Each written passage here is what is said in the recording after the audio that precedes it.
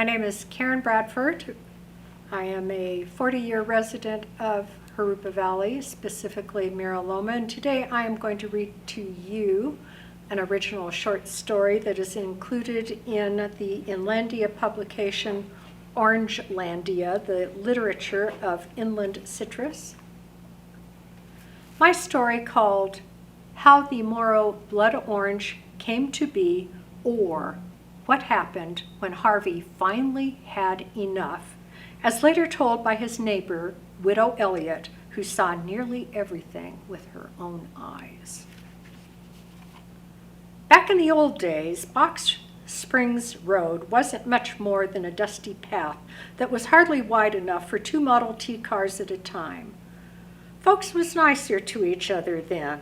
They said, "Good morning, Mrs. Elliott," and "Howdy do, Mrs. Elliott." None of this nowadays roll up your car window, stick your nose up in the air, and drive right past like a body wasn't even trying to be neighborly and wave hello. Well, one of the nicest folks of all was Mr. Harvey Moro. He worked at the Citrus Experiment Station out by Box Springs. That's where the university is now. Did you know that?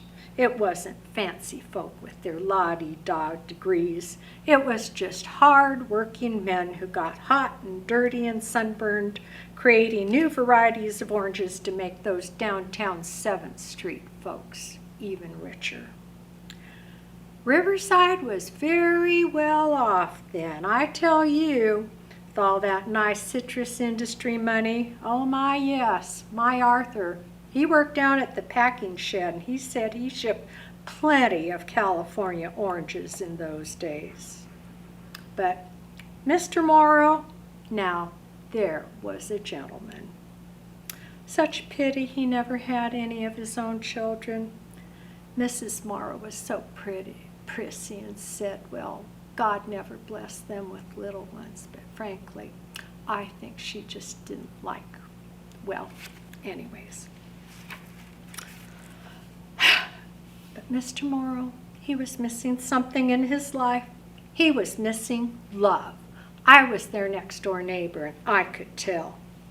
His wife was a piece of work, she was. She was always, "Harvey, Riverside is so hot and dusty. Why can't we move to a civilized city?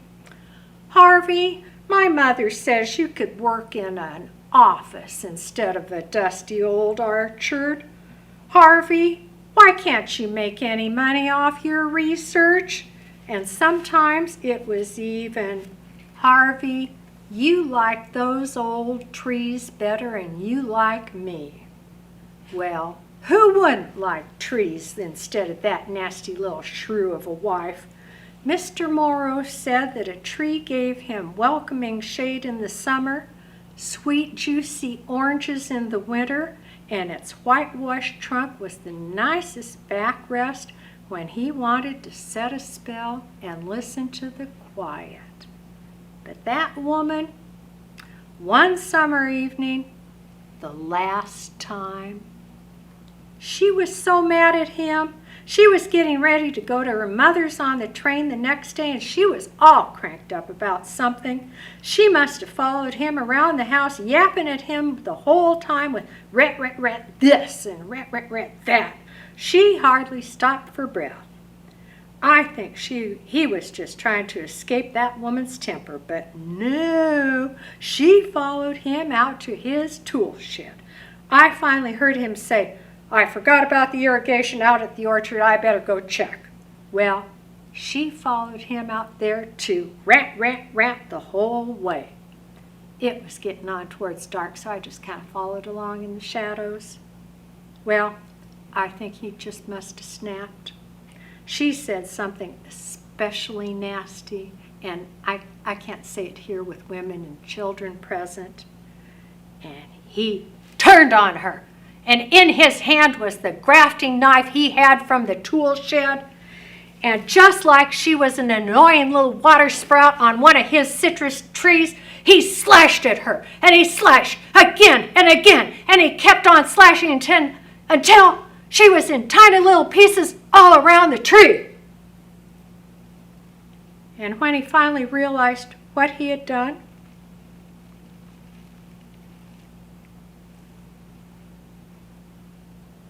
he got a shovel and he just made the dirt all nice and neat around the tree.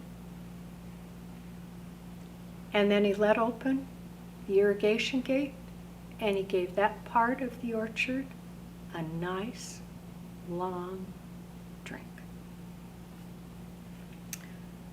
None of the neighbors ever liked Mrs. Moro anyways, so we just let ourselves think she got on the train and she decided to stay at her mother's. We was glad she was gone, we was. And can you guess what? That little orange tree became something special. When you peel back the orange rind, instead of the inside being orange, it was the color of blood. That's right. It was bright, deep red. People asked Mr. Moro, what had he done? Little extra blood meal? Little extra bone meal?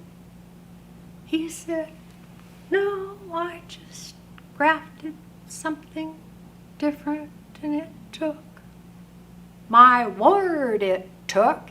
Mr. Moro became famous for his discovery. He took home a cutting of that first little tree, and it grew by his tool shed. And it was the first time Mr. Moro was ever happy at home. He loved that little blood orange tree, and it loved him right back, with lots and lots of juicy red oranges. Why, just yesterday, I heard him talking to the tree. He said, my dear, you taste uncommonly sweet this year. Now you just think about that. He even gave me some of his extra oranges.